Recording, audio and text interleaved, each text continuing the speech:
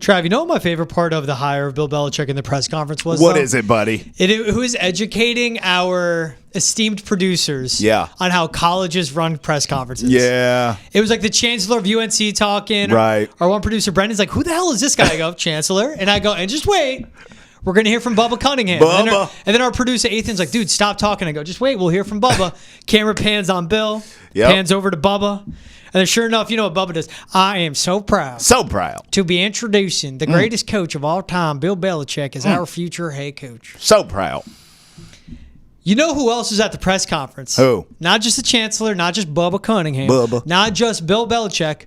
Michael Lombardi. So I know everyone knows on Friday episodes, we normally have our friend Lombardi on the show. Yep. He's making an appearance this week. So Lombardi, Trav, and this is when stuff became real for us, right? Yes. Everything was swirling. We were happy with the time. We're like, awesome. We have Michael on the next show. Yep. Can't wait to have him. Ask him about UNC. We get all the deets. Shoot him a confirmation text like we always do. And he went, hey, I'm going to be busy the next few days. Can't make it this week. Which wasn't crazy. No. Because as he said, he's like, I'm traveling. Can't make it. That's fine. It's travel on a Thursday. Happens from time to time. But I'm like, what did he say? And they go, he said he's just going to be off the grid, like not going to be, in touch that much. And I go, oh my God. Yep. It's happening. It's all happening.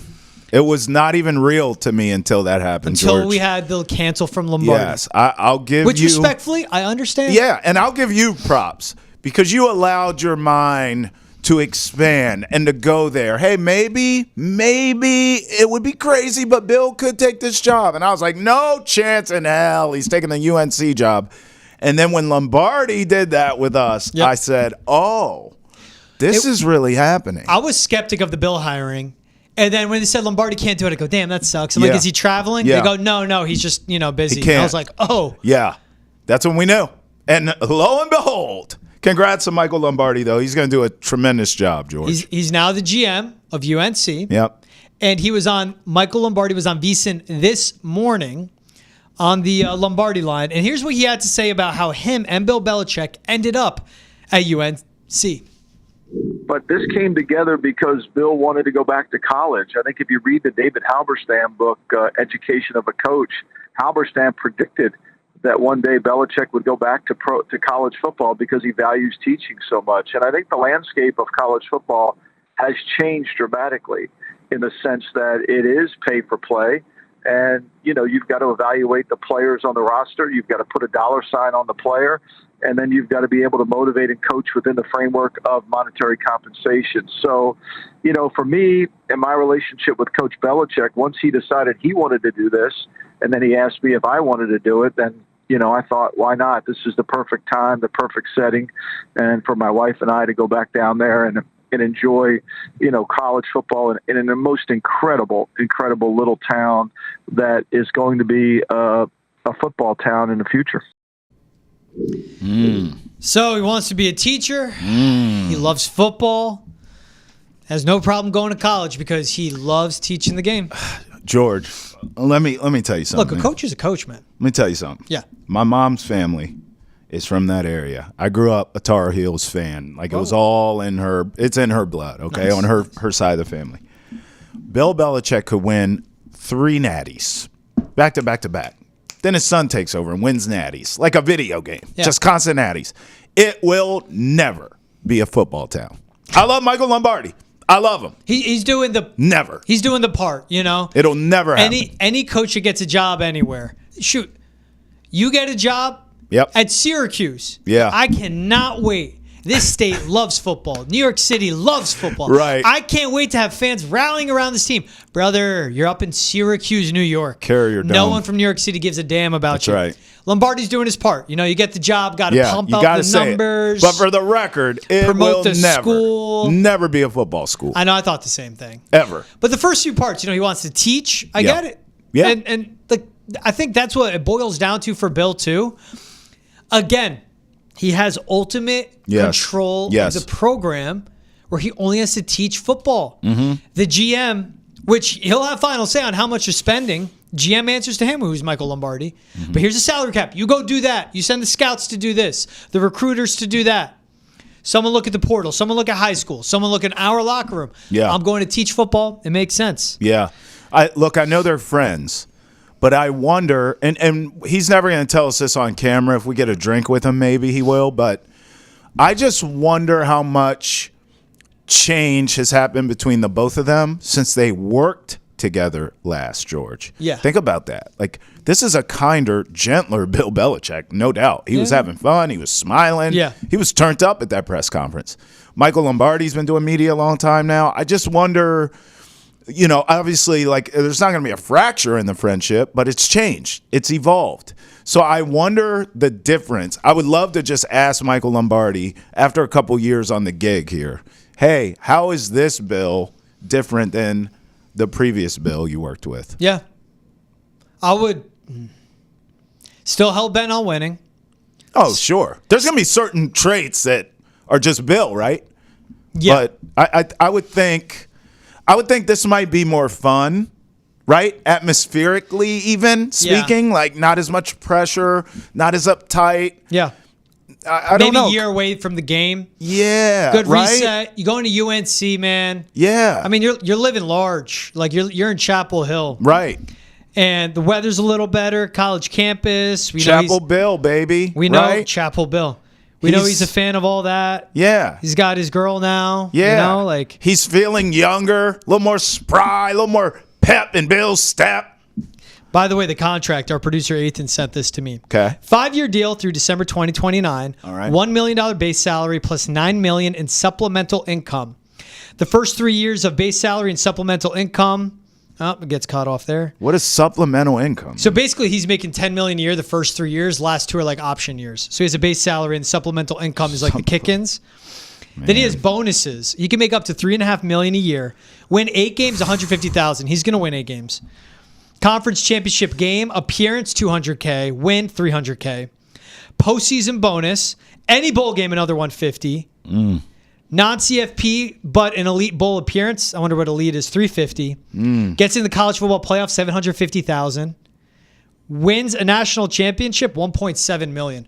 That's pretty cheap. If you're bringing a national championship to UNC, you should get $10 million. And then what gets me is this is actually a really good contract for UNC. The buyout, if they fire him before June 1st of 2025, this upcoming June, if they fire him before then, $10 million. If they fire him after, just $1 million. This is the most university-friendly contract I've ever seen. Supplemental income, I'm still stuck on. That's fantastic. The new term. I mean, listen, man, money, power, respect, what you need in life. Bill got it all. Chapel Bill, man. Congratulations. Here's Michael Lombardi and how the UNC operation will and won't differ from their NFL operations. Not much, Mike. I think we're going to build a pro personnel department, and that pro personnel department really will be the transfer portal. So that will be what we build there to monitor all the college teams, whether it's in the ACC, the Big Ten, the Southeast Conference, or in any conference, right? The new Pac-12. So you have to monitor all the players just like you would in pro football. And then obviously you'll have a director of college scouting, but that guy will be the director of high school scouting and monitor all the high schools. Because of the portal and because of all the changes that go on within the portal, I mean, we got to get a quarterback. You got to get offensive and defensive linemen. It's the same thing. Nothing's really going to change on this at all because at the end of the day, we're going to build a football team the same way we've always built a football team, inside out. And with the offensive line, with the quarterback, and all the things that I talked about on VEASAN, on the Lombardi line, and on GM Shuffle, that's going to be the manifesto for when we go down there. That's going to be the first thing first. Do we have a quarterback? Can we protect? Do we have an offensive line? Do we have a defensive line?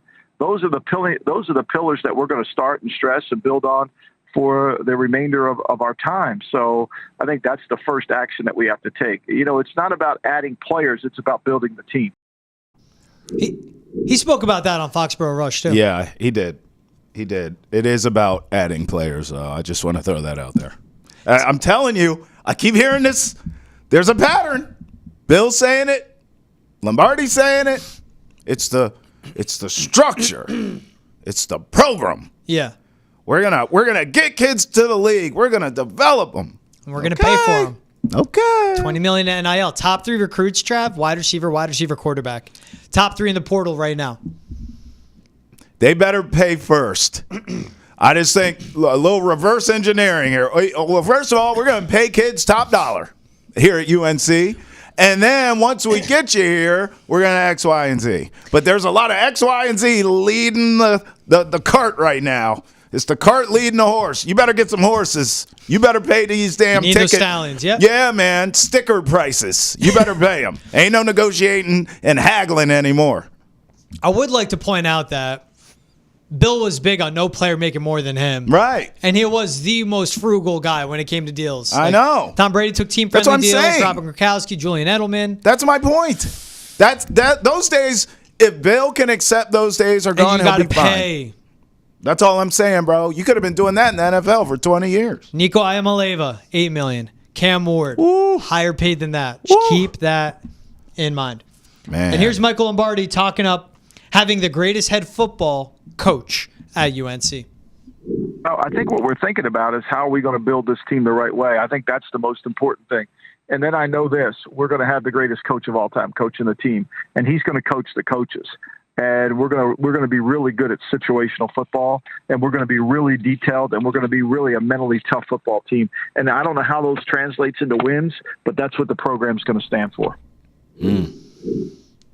That's it. Win. That's what it stands for. You got the best football coach of all time, and they got the support from the university. That's what's big, Trav. If you were Bill, would you have taken this job? Am I me? Yes. I'm me in Bill's situation? Yes. No, I'm not taking it. Bro, I am enjoying my last check I got from the Crafts. Oh, you're not even, you're just done. You were I'm retired? 73 years old. You know what I'm going to do, Trav? I'm chasing summer, bro. I am not doing this. No. Okay. He coached non-stop in the NFL from 73 to 2023. Yeah. Or was it 75 to 2023? Whatever. Around 50 years. Right. Literally dedicated his whole damn life. His whole life. His whole damn life to football. Okay. I'm relaxing, bro. That's literally from he was 22 on, every sacrifice you can make, all for the sport. I'm not taking this job. I'm competitive and I'm petty.